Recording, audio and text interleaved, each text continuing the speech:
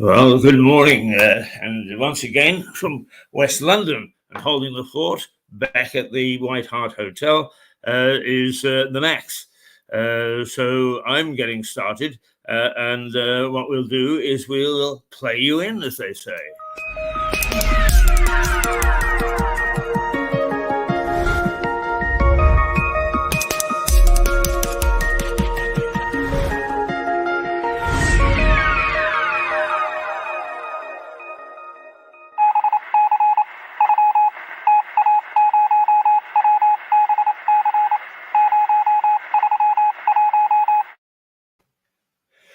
Right, you are. Now, just shows you nowadays the way that things go. Yesterday, I got to Hammersmith in West London, where I am at the moment, with something like 20 minutes to spare. This morning, I had 3 minutes to spare, just because the train was a bit late, which means I caught a different underground, and there's the Max. We'll add him to the stream. There he is, seated in grandeur in the art. Now, I'm just trying to. Hello, can you hear me? Hello. Yes. Yes. Don't start. Can you hear me? Yes. You're on, Max. You're on. Okay.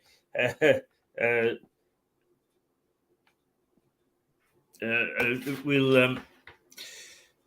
But your hand is over the microphone. Is over the camera. Yeah. There we go. So this morning, I did look at the papers at about 4 o'clock this morning, and it seems to me that once again we're in a dreadful mess. But I think also we have to decide what's happening in Ukraine, because that is getting a real mess as well. Something is beginning to hiss. But I think it may be the coffee. That should go away in a minute. But the other thing in the news is the people starving because of drought in well, it's not Ethiopia, but it's that part of Africa, North Africa, and. What I'm going to do is, just while you catch your breath, Max, and I catch mine, is we'll just go down to the park, as is our want. We love that park. It's a saving grace.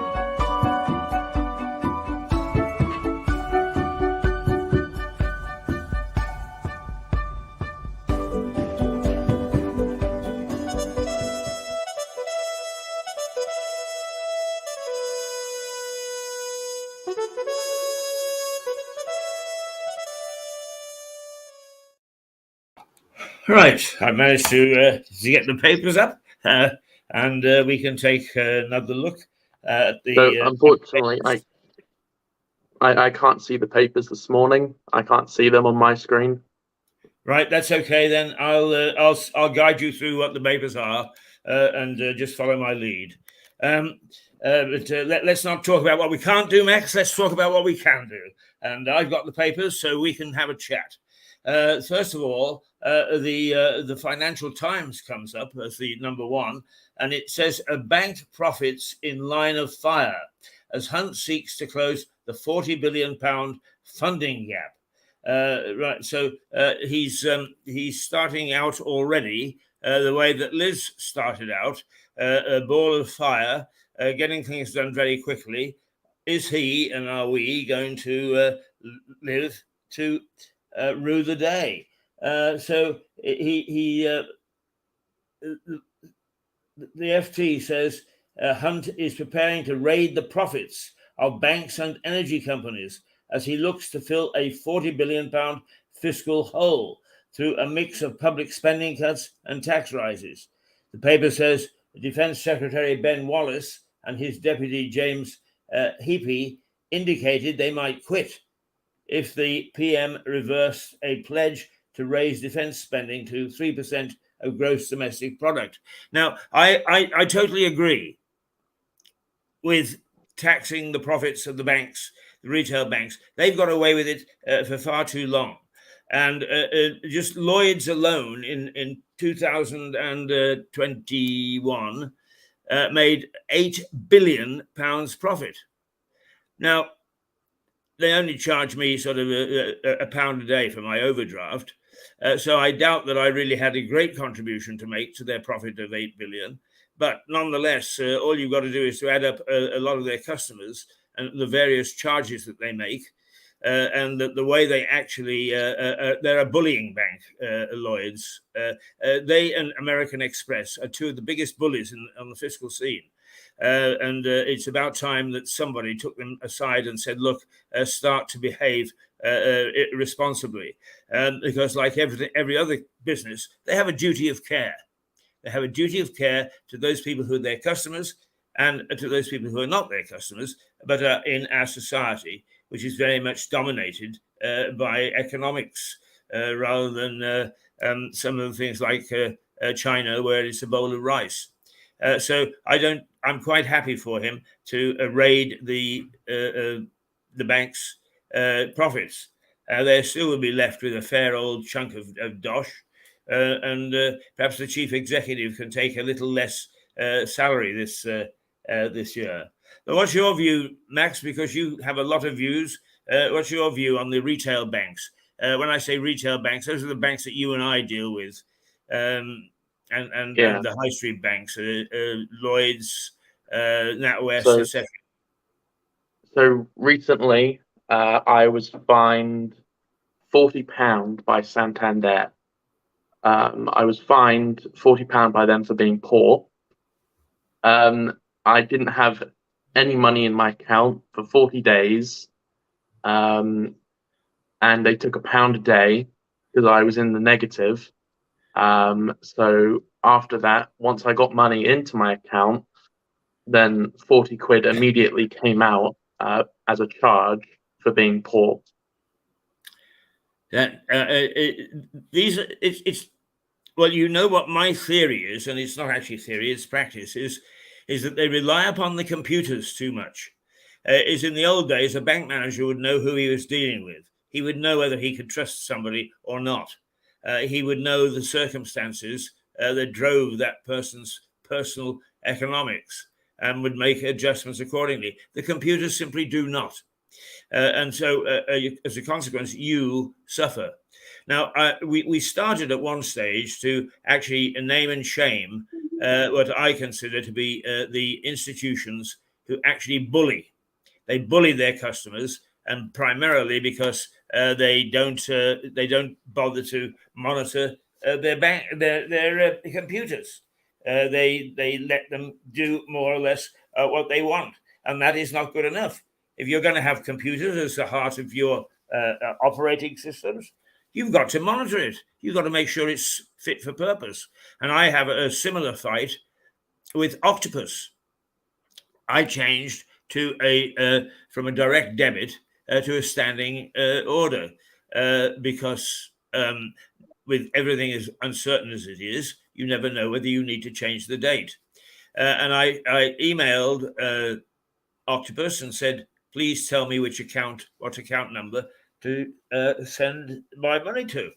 And about 3 days or 4 days ago, they came back and said, we're terribly sorry. We've had a heavy run on inquiries and so on. Here's the account. You can put the money in there, which I did immediately. And then I got an email from a collection agency saying, because you haven't paid, etc., etc. Now, I haven't gone back to them yet, but I am going to go back to them, and I'm going to tell them that they are going to be in our naughty corner because that is bullying. and I may not look it. Yes, I do, but but I'm an elderly gent, and you can't tell from looking at me on the screen. But I have Parkinson's, so I'm considered vulnerable, and that's how they treat vulnerable in a time of energy crisis. And when on their PR is, oh, we're here to help. Oh, we'll look after those who need looking after. If you're having difficulty paying, get in touch with us. It is BS, and it's got to stop. And they should be fined, heavily fined, if in fact they practice things like this. So is you let me know, Max, next time. Was it Santander?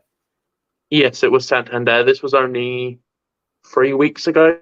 You're right. Well, all this has happened that I just outlined to you. All this has happened in the last 2 weeks, 3 weeks, and it's not good enough. And I think is okay. We're small, but we are the very sort of people that can ruin the reputation of an organization.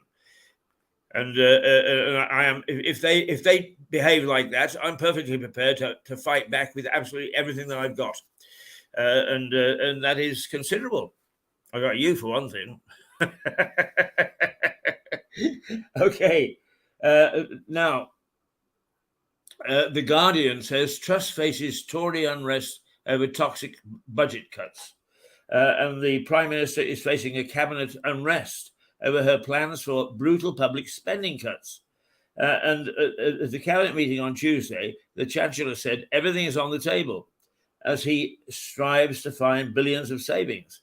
The paper also features a picture of the Iranian climber Elza Rekab, who said in a post on Instagram that she competed at an international level without a hijab because her headscarf had fallen off by mistake. Well, I can't get excited about that story particularly. Wait, could you repeat that again? Sorry. She was climbing. Oh, she's an international climber, and she competed in an event and without a hijab, and she said it fell off by mistake while she was climbing. Yeah, right. Quite. My reaction is the same as yours. Whoop-a-dee-doo. But the other thing about Jeremy Hunt is apparently what they've now reneged on. They reneged on several things, but one of the things that they've reneged on is that they no longer are going to pay pensions in line with inflation, but in line with wage rises. Inflation is running at 10%. Wage rises are running at 5%. So the pensions, particularly for the elderly, again are going to be substantially cut, and that was in their manifesto. So the Tories really are backtracking on absolutely everything. They've dug a ditch. They don't know how to dig out of it. What? They're going to cut the pensions. Well, they won't increase them the way that they said they would. So effectively, it's like a cut because of inflation, right? Okay. That is ridiculous. Why are they doing all these such unpopular policies that their own voters don't like? Well, they first of all, this is a second-rate government. They don't know what they're doing. Secondly, I have a certain amount of sympathy because actually, for instance, Macron is finding the French people don't like his policies either. They are forced by circumstance, by a war and by the energy crisis into a situation that I wouldn't want. But nonetheless, they're stabbing in the dark. They don't know what to do. And so they are looking as if they're doing something in the hope that people will be fooled. I would much rather have people who are better at what they do and do the odd thing that's unpopular than this thrashing around. It's very unseemly. The trouble is that the opposition isn't much better. No. Oh, dear, oh dear. We are in a mess. We are in a mess indeed. What's the time? It's 8:47, and today is the 19th day of October in the year 2022. And what a year it has been! And it shows no sign, Max, of letting up. We've had a crisis every month for the whole of this year, and it looks as if we're going to have crises. Well, certainly we've had our crisis for October, and it looks to me as if we are going to have them for November and December as well. So what a Yes, year! there's a new crisis every week. Every 2 weeks, there's a new crisis in the news. That's right. The trouble is that since a lot of there are moves to not teach history in schools anymore, is who's going to know about it ever? Only us. Well, chickens. I'm sure it's not that big of a deal. I mean, history never repeats itself or anything, does it? Well, it's supposed not to, but we, in many ways, we went through this in 2008 and got out of it. There are a couple of items in the inside of the mail this morning, and one is that we had a lot of easy money. Money was very easy, so everybody went on a spending spree, and now it is catching up with us. I just can't find it right offhand, but it's there, and we really are. We've been so used to having easy money, and now the times are tough. Austerity, an awful lot of people are not used to austerity. I mean, you are probably not used to austerity. How old would you have been in 2008? 10? 5 years old. 5 years old, yeah. So, I mean, whatever problems Mum was having, you wouldn't have been aware of it, really. It's just Mum you knew looked after you. Yeah. So that's... I, for whatever it's worth, was a war baby, and the austerity that we experienced from 1945 to about 1953 or 54 is, I was very cognizant during that period, and I was used to it. But people aren't used to it anymore. And I use the example of people complaining bitterly that the food bank hasn't got a wide enough variety of foods while they're standing there in trainers that cost 300 quid to put on their feet. You know what's the worst? I've heard this directly, right? I have heard someone complain that there is not enough vegan options at the food bank. Not enough what? Vegan options. Oh, Jesus. I've heard that personally from somebody, that there weren't enough vegan options for them at the food bank. I'm like, just accept what you're given. You're going to the food bank. I've had to use the food bank for most of my life. Yeah. And when I heard someone complain that there's not enough vegan options, I wanted to hit them. I was like, you guys wanted to shake them and be like, what are you talking about?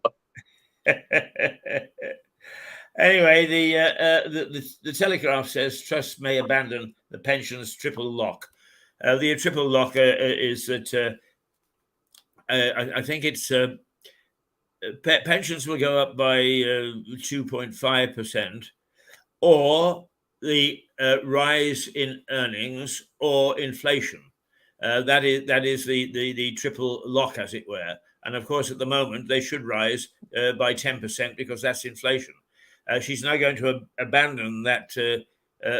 Once again, I think you're absolutely right, Max.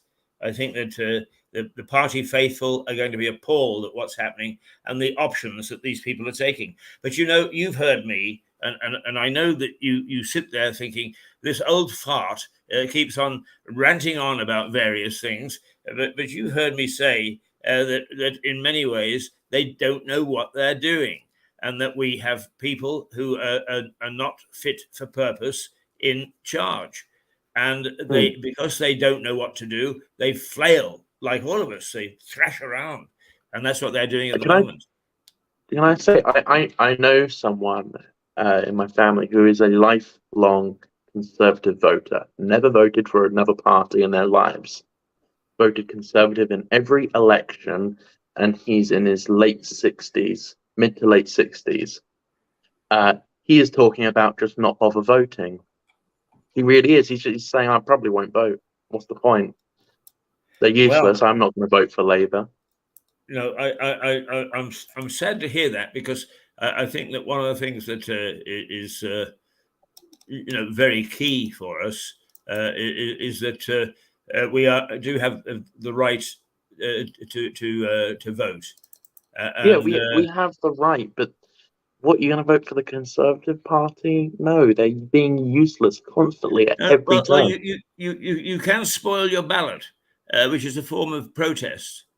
So that is a possibility. Spoil your ballot? What do you mean? Well, what you can go in is instead of putting a cross against a preferred candidate, you can put a big cross right across the ballot. Now, that ballot is still counted, but it goes into a pile called spoiled ballots, which means that for one reason or another, people didn't vote for the candidate on there. They spoiled the ballot, but they bothered to go to vote, and they did spoil the ballot, as it were.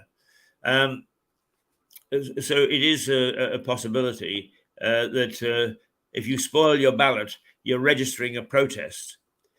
Incidentally, in one, I don't know whether it was on the internet or in a paper, but there was who should replace Liz Truss again, and a picture of a very smug Gove sitting next door to Rishi, and they obviously think that they're going to take over, but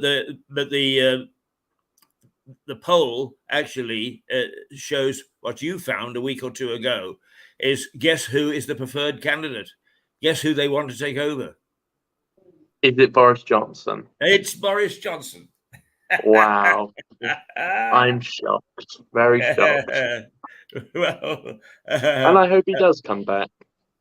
Well, is whether you hope for him or not, it just shows that there's very little alternative left. We do not have a great choice at the moment of people to take over, and that's very sad indeed. Right, okay, Max, the I is UK pensions U-turn leaves Truss facing fresh peril. Is what they're saying is that because she's now tampering with the triple lock, that Tory backbenchers are reacting with incredulity and threatening to rebel. Now, I've been against the backbenchers having or behaving the way they have, because I've often said it is the tail wagging the dog, and they've got above themselves. But in this one, because I'm a pensioner, do I look like a pensioner? The thing is, I don't look too bad on this screen, but you see me walk at the moment. You'd swear that I'd got so much booze in me that I couldn't stand up straight. But as a pensioner, of course, it affects me directly, and I have to say that perhaps the backbenchers are helping me a little bit this morning, and why not? Why not? For a change. For a change. The Daily Mail: millions facing pain on pensions.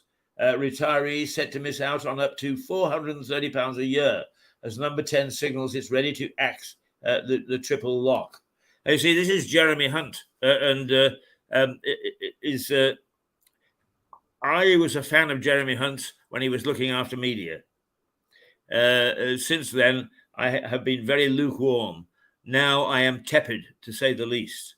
And I think that unfortunately, he's one of those people that live in the Westminster bubble. They have no idea what's going on outside, none. And yet they are faced with the charge of trying to find ways and means of running the country. God, how dreadful can you be? How dreadful can you get? The Daily Express: which actually is always a government supporting newspaper, don't Yeah. dare go back on the pension triple lock. Even it has got on board and is saying to the Prime Minister is betraying pensioners. It features a picture of King Charles interacting with school children with the caption, "Guess how old I am." Well, I suppose that's a bit of light relief. But the Express most certainly is for once saying to the government, "Don't you dare. Don't you dare." The Times, Hunt set to postpone a cap on social care costs. Jeremy Hunt is preparing to postpone Boris Johnson's flagship social care reform, reports the Times. The cap on the sum people pay for care in old age is set to be put back by a year or more, as the Chancellor looks to balance the books. So they're hitting every vulnerable person in society. Every vulnerable one. Nothing said about the very wealthy. Nothing said about the wealthy at all. The only thing that is, if it's correct, and I think it was the Financial Times, said that he's preparing to raid the profits of the banks, is then a big hurrah. And he's got that one right. But the rest, he and Liz Truss, in fact, one newspaper this morning does say replacing Kwarteng with Jeremy Hunt is you're not replacing one with much of another. The Metro, Truss hit by minus strike. It reports that the PM's popularity has fallen to a record low of minus 70%. The paper says a YouGov poll shows that Ms. Truss is more unpopular than her predecessor, with more than half of Conservative Party members wanting her to go. Oh dear, the Sun. Bonfire weekend, there's going to be a rail strike, and pubs are going to be hit by beer driver walkout, all on bonfire weekend. Well, in Lewis, of course, that really is a tragic situation.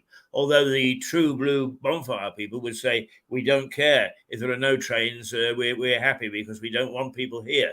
But in talking to Mick Symes, of course, earlier last week, a lot of their money for fireworks next year will come from shaking tins in the street. And if there ain't anybody in the street to put money in the tins, one then has to ask the bonfire societies, it's all very well following your principles, but who's going to pay for the fireworks? Who's going to pay for next year's display? And let's see, the Sun says, oh, for fork's sake. Play on words. The Mirror, War Heroes 26-hour wait on A&E trolley as the NHS unveils winter war room plan. The scale of the crisis is laid bare. So what the Mirror is saying is that a veteran of 95 years of age waited 26 hours on a trolley in emergency services before getting a bed. It was in a Nottingham hospital, and it comes as the NHS unveils a winter war room plan, because there is the belief that there is going to be a big surge in either influenza or COVID or whatever, and that there's going to be a heavy run on our hospitals. Yeah, they said that the last 2 years. Sorry? They said that the last 2 years as well, didn't they, though? Yeah, and there were lots of empty stuff, wasn't there? Yeah. I mean, I don't know what to believe anymore when it comes to the NHS. We get so many different versions of everything that I'm not sure where what we should believe. Back to the 70s, says the Star. Every Tom, Dick, and Harry on strike. We had a roasting summer, roaring inflation, and now a cheerful energy boss warns of power cuts from 4 p.m. to 7 p.m. this winter. And there is some suggestion that the trades unions are getting together and have decided that they want to get as many unions out as possible, so that to all intents and purposes, it becomes a general strike. In other words, the entire country will be locked down from just about everything. I tried to do something with us, but I couldn't. No. Oh, I know why. Yeah. Okay. So that's what the papers are saying. The weather outside. What's it doing outside? Can you look through the window, Max? Yeah, it's just grey clouds, not sunny, fairly cold. I can't look at the weather app right now, unfortunately, but yeah. Yes, Yeah. I'll try have a look, but I might turn my. Yeah. Okay. Well, don't worry too much about it. Now, it's 9:03. We're going to have to figure out how to get you in charge in half an hour's time or 10 minutes' time. But for the moment, what I would suggest is that I have in front of me something called SIS, Seen in Sussex. And these were programs that we made 3 or 4 years ago. So I'm going to start to play that while we actually look at our wounds and our bandages and so on and so forth, and decide what it is that we're going to do. So here it comes, Seen in Sussex. He said.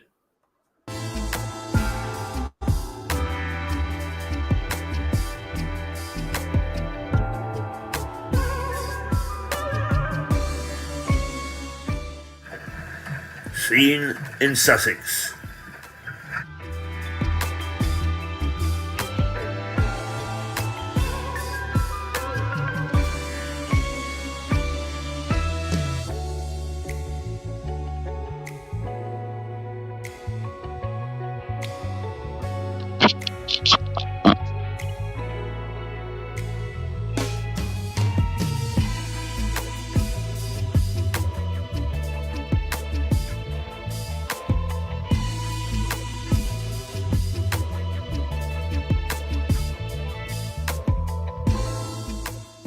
Seen in Sussex.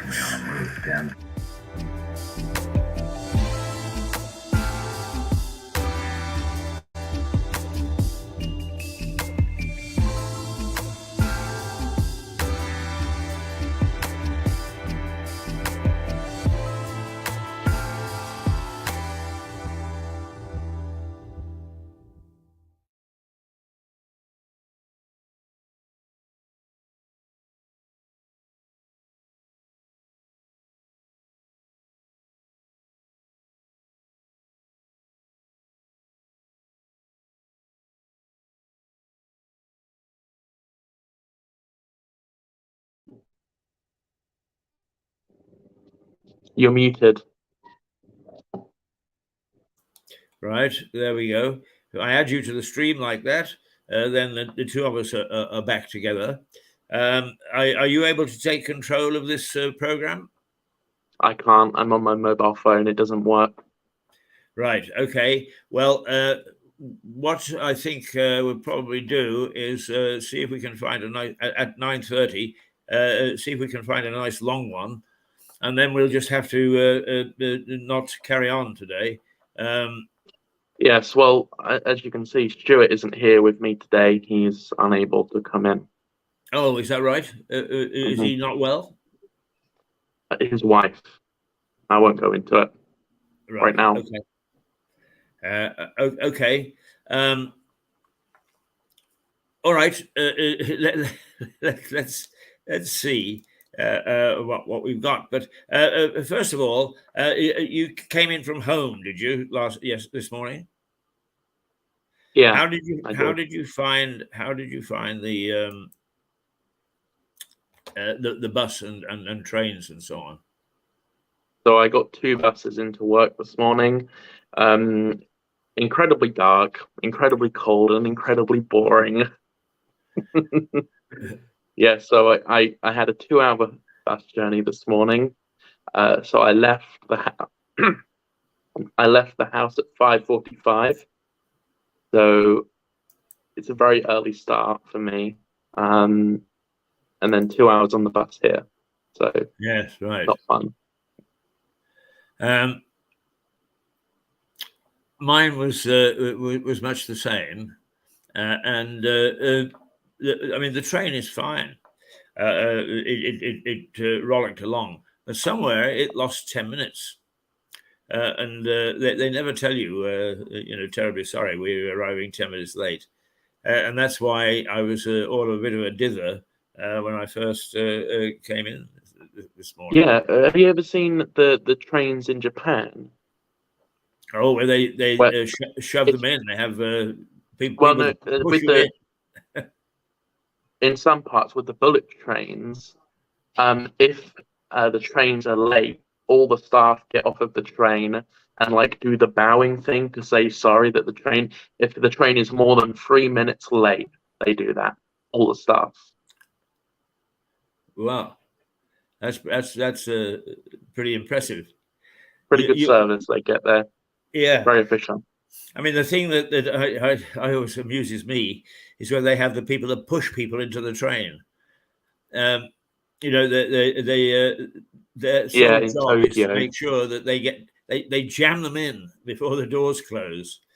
The only time that I really, really, really had that experience is at the royal wedding, and we went into London on the eve of the wedding, Diana's wedding, I'm talking about, and the place that was jammed, and we had to. Our hotel was out at the airport, and we managed to get down in the underground for the last underground out to Heathrow. And we literally just had to jam like crazy. And our guests were the Deputy Prime Minister of British Columbia and her husband.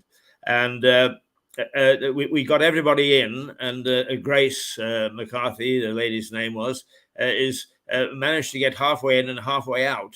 And I was still on the platform, and I kissed my hands, grabbed hold of her bottom, and hoisted her bodily into the underground. talk about being familiar with a lady of state. But to be in a situation where everything is gridlocked, completely and utterly gridlocked, was absolutely remarkable. And yet we came in by a taxi the next morning, and everything had been cleared out of the way, and so on. So they did a remarkable job of clearing it all up. But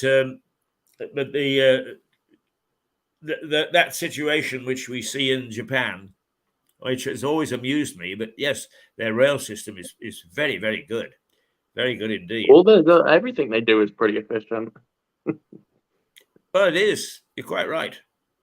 Max, what I'm going to do is I'm going to show something, a little documentary that we made in cooperation with our colleagues in Battle. And it's all about the fact is that the Battle of Hastings didn't take place in Hastings at all. It took place in Battle. And the people of Battle are very proud of that fact, and they get really pissed off when the people in the other place, Hastings, claim it. And so we've got this nice little documentary. It's only about 15 minutes long, and we can break into it at any time. So with your permission, that's what I'll show. Yeah, so shall we say goodbye now and then play the clip to end, or are you going to play it and then we're going to continue afterwards? Let's see. I don't know how much time you have. Let's see where we are. I mean, basically, just so that everybody knows what I'm doing in West London, is that I'm actually training somebody from Nigeria in the basics of communication. I do that from time to time, and we got a little clash here because I thought I was doing 2 days, and now they are quite keen for me to come back today, and I wasn't able to communicate that to Max in time. But Are you there tomorrow as well? I think so. I will know later in the day, and I will let you know the moment I know. But what we'll do is we will go until this young lady from Nigeria turns up, and then we can say a hasty goodbye. So let's show this little documentary, because it's rather sweetly done. We didn't do most of it, but we did actually do the overall production of it to make sure they were heading in the right direction. But I think if you haven't seen it, I think you'll enjoy it. So here goes.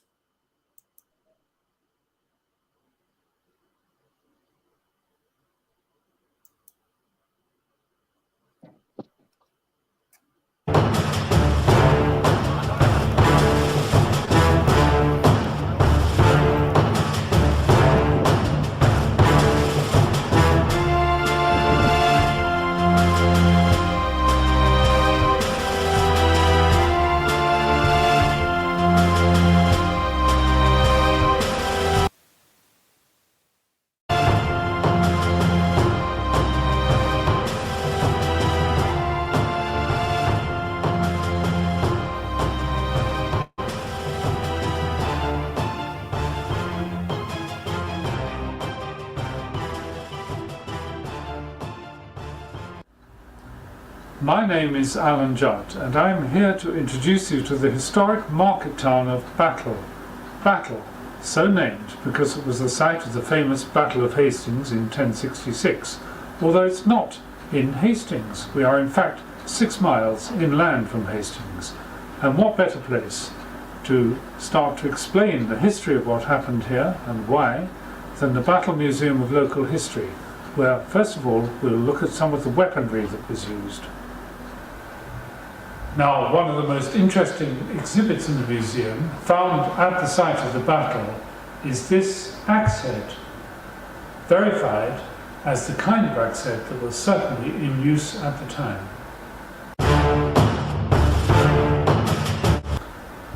And this is what the axe head would have looked like at the time.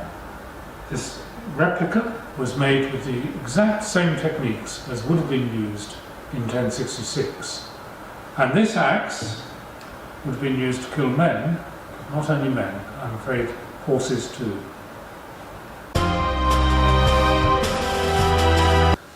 The battle and the events leading up to it are very well known, and they are portrayed in the famous Bayeux tapestry, a copy of part of which is on display in the museum. The Bayeux tapestry is not the only tapestry that tells us about the Battle of Hastings, and indeed its aftermath. A much more modern one was produced recently by local volunteers and visitors to the town.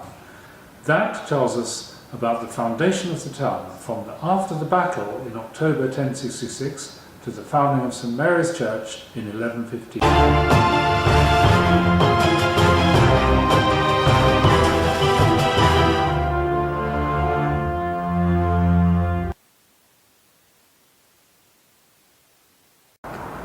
This is Natasha Williams, English Heritage's property manager for properties in Sussex. She's going to tell us how the battle came to be fought here and what happened. Natasha, why here? Why was the battle fought here? Why do we have the abbey here? The story starts with Edward the Confessor, who was king at the start of 1066. He died in January and he didn't have an heir, so it left a vacuum for the Kingdom of England. Multiple contenders who wanted the throne. This went on for pretty much the whole year and then culminated in October with the Battle of Hastings. This is what we term as the battlefield now. Now you've got to remember, at the time there were no buildings here. The landscape has changed a lot and it would have been over this whole area. The daffodils would not have been here. It wouldn't have been this bright sunny day, as obviously it was in October. So the landscape will have changed quite dramatically. So can you tell us exactly what happened and where?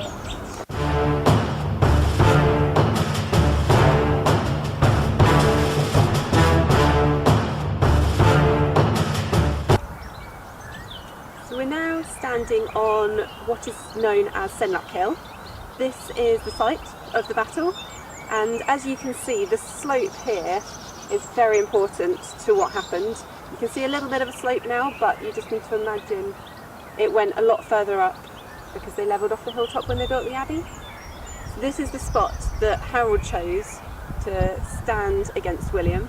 William was coming from the coast, and Harold knew that he would be making his way to London. So he picked out this hillside because it was the perfect place to defend, and William had to come past it. He effectively surprised William because William didn't expect Harold to be here quite this quickly.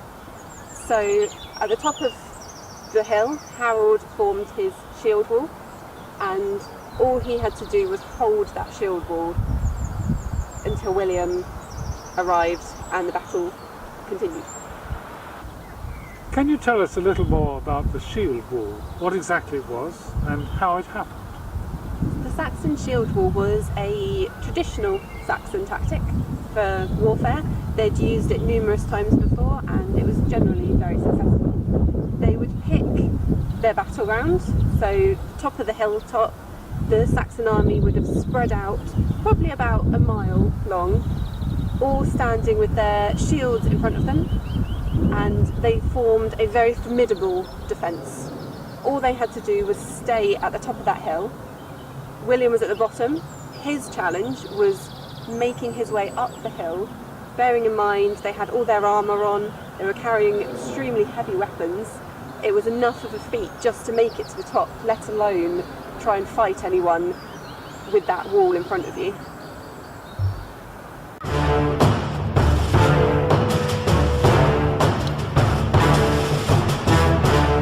Natasha, can you describe to us what happened that day in October 1066 on this spot? You have to use your imagination. So 14th of October 1066, you had Harold's Saxon army at the top of the hill, and you had the Norman army at the bottom. Saxons with their shield wall, the Normans raring to go to come up, but it was a bit of a standstill. Etiquette of battle, who would go first? Now, one of William's jesters, a gentleman named Taillefer, rode his horse in the middle of the two lines, shouting songs, mocking the Saxons, a bit of warfare cries beforehand, and one of the Saxon army archers got a bit excited and shot him, which was effectively the start of the battle. The Normans rushed forwards. All the Saxons had to do was stand firm with their shield wall, and the Normans rushed up the hill but couldn't get anywhere. And this happened a couple of times before William realised they had to change their tactics. He came up with a plan. He got a couple of his troops to rush forwards but then retreat, acting fearful. He did this a couple of times until the Saxons got excited. They thought that they were winning, they'd made a breakthrough. The Norman army was retreating, and they followed them down the hill, effectively breaking the shield wall. And this was the turning point for William. He was able to now come round the back of them and attack them from multiple sides. Once the shield wall had been broken, the Norman army were more powerful, they had more improved weaponry, and they hadn't just fought a battle up in York like the Saxons had. So it was only a matter of time before the battle was decided. We can say then that it all ended here. Harold was killed. We'd have been surrounded by blood and gore and bodies and goodness knows what else at this spot. Yes, well, should we go have a look?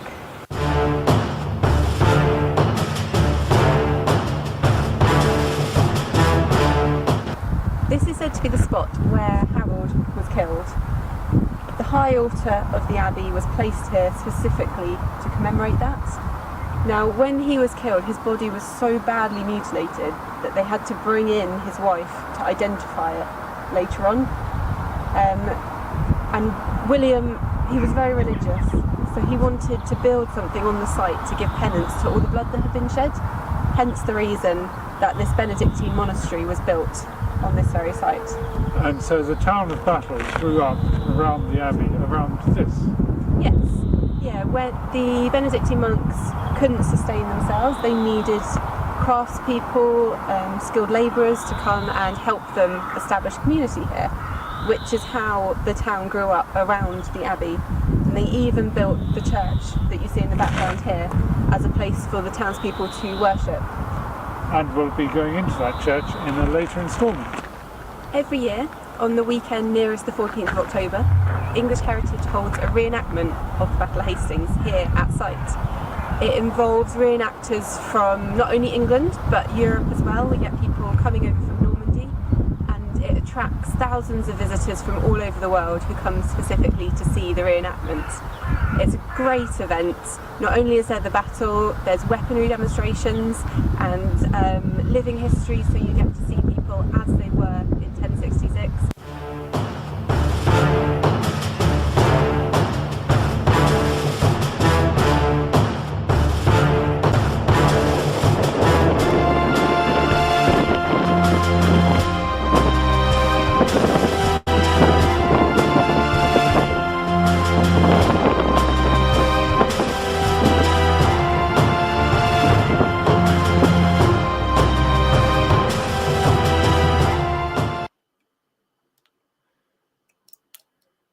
Well, I hope you enjoyed that little documentary. There we go. There's Mad Max. I'm still on my own, Max, so we can keep going for a little while. I was just taking the opportunity to look at anything that's of interest happening locally in Sussex. A couple of stories. First of all, apparently last night there was some shooting in Brighton, and some photographs taken by a passerby show counter-terrorist police out in the streets. There are no other Where was details. this? Nobody's saying anything, but the counter-terrorist police on the streets in Brighton. Whereabouts in Brighton does it say specifically? It does tell you, I think, because it wouldn't mean much to me. It would to me. That's why I'm let's see. asking.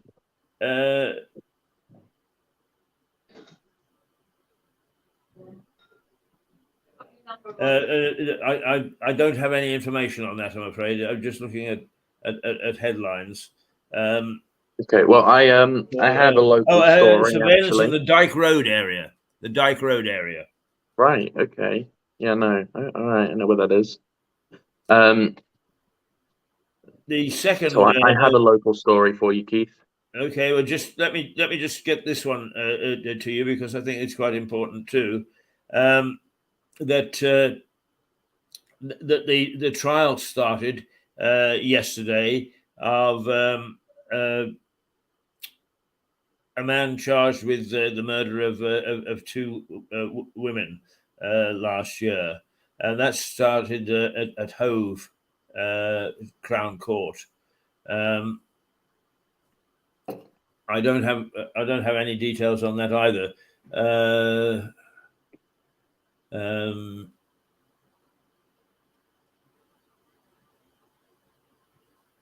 But anyway, that court case has started and is likely to run for a little while.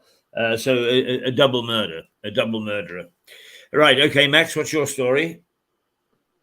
So in Lewes, on Monday, an elderly woman tripped over the pavement in Lewes, on an uneven pavement near Waitrose, and this woman's husband is now going to be suing the council.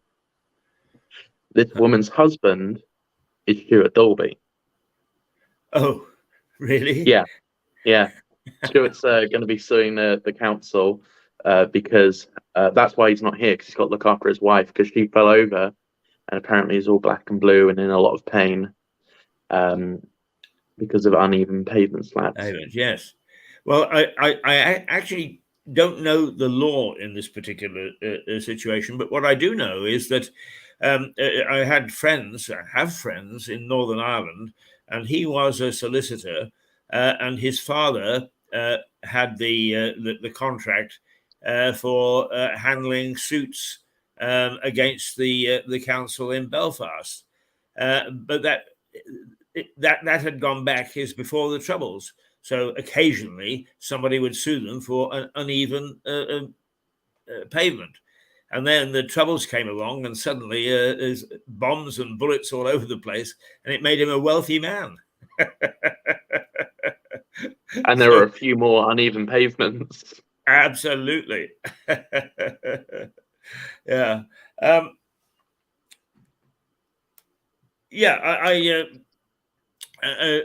think that what we are experiencing on the national scene now at the moment, I don't have any details, and I think it would take us too long to go into details about what's happening in Ukraine.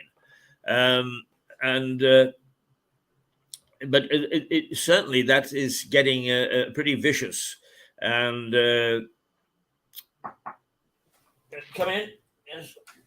Hello, Donna. Yes, she's not here. Come on in. Would you prefer if I come back? No, come on in. I'll chat to you. I have here Max, the most beautiful Morning. lady who runs the operation here, the training operation. We've been friends for a long time, and this morning she's come in to see whether I'm doing my job properly. So I've got to be nice to her so that I can get a nice tick. There she is. This is Donna. Morning. This is Max. Hi, Max. Yes, Morning. and Hello, you've just good. now been seen in the United States. Oh, right. Okay. Would you like me to get your coffee or anything? Oh, that'd be lovely. Would you like Just white, no sugar. white no sugar? Right. So you see, we've got all the luxuries here, except that we haven't got the person that we're supposed to be training.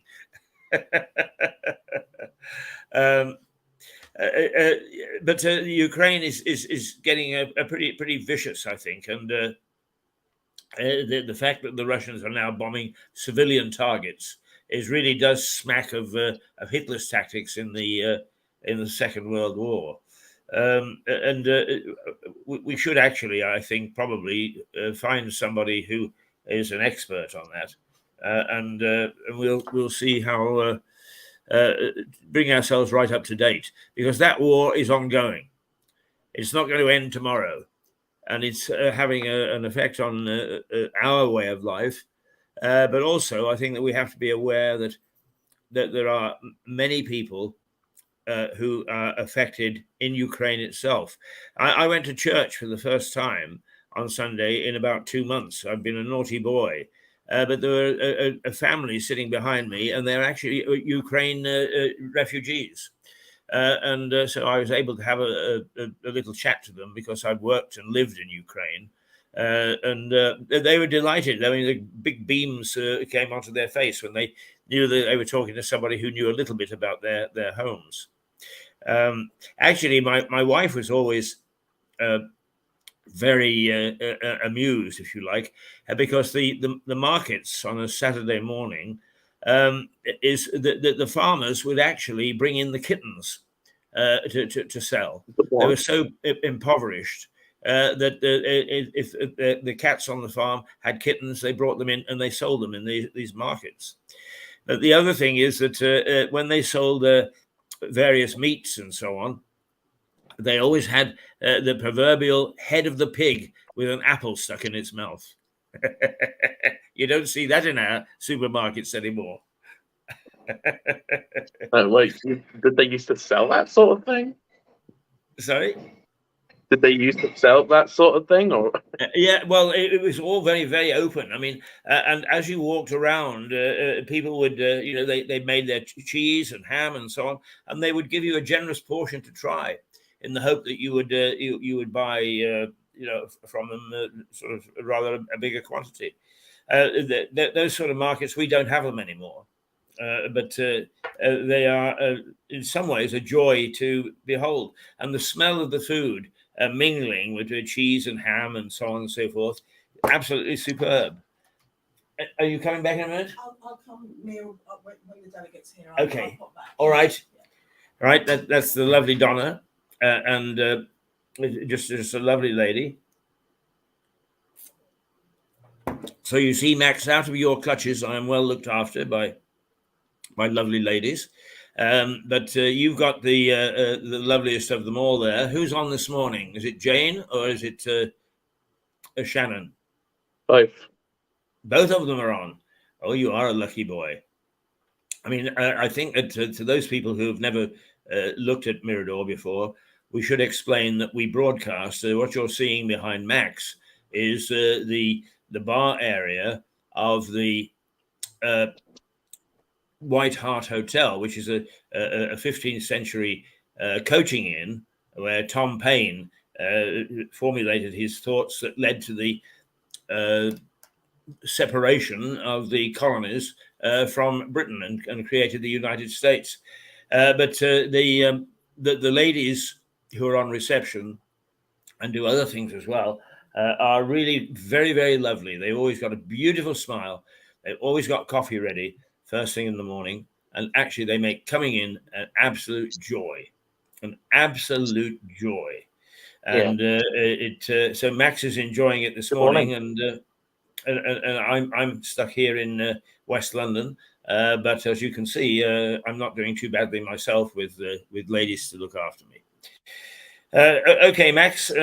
Well, I don't know when our delegate is going to show, but rather than rush out of the room, perhaps what we should do is just explain to people that I am in charge of the thing in West London, and you're unable to sort of take over control from there. So it's going to be a truncated version at 9:34 this morning of our morning program. And I wonder, Max, if you would get hold of Suzanne, who is going to come in from New York this morning, but we'll be unable to have her come in. Perhaps she'll join us tomorrow if she's able. But of course, our friends in New York, our colleagues in New York, have to get up at 4 in the morning so that they can join us because of the time change.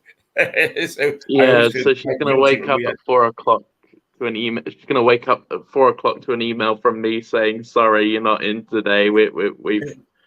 Well, if you leave it for another hour, she normally comes on about 10 o'clock.